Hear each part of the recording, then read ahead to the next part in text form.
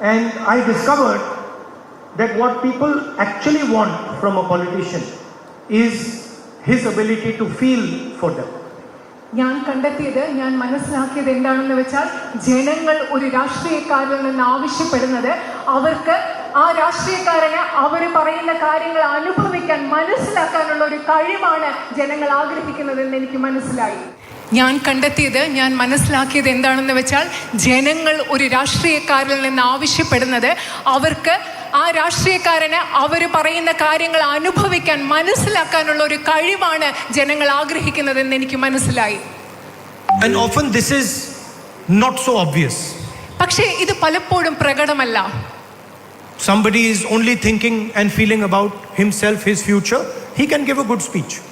ഉദാഹരണത്തിന് ഒരാള്, ആ വ്യക്തി സ്വയം തന്നെക്കുറിച്ച് മാത്രം ചിന്തിക്കുന്നു, തൻ്റെ ഭാവിയെക്കുറിച്ച് മാത്രം ചിന്തിക്കുന്നു, ആ വ്യക്തിക്ക് നല്ലൊരു പ്രസംഗം നൽകാൻ സാധിക്കും. Somebody is thinking deeply about some subject because he wants to impress people. He can impress people. ആളുകളുടെ ഇഷ്ടം കിട്ടാൻ വേണ്ടി ഒരു വ്യക്തിക്ക് ഒരു സബ്ജക്റ്റിനെ കുറിച്ച്, ഒരു വിഷയത്തെക്കുറിച്ച് വളരെ നന്നായി സംസാരിക്കാൻ സാധിക്കും. But feelings are something that comes from inside. പക്ഷേ വികാരങ്ങൾ എന്ന് പറയുന്നത് മനുഷ്യന്റെ ഉള്ളിൽ നിന്ന് വരുന്നതാണ്.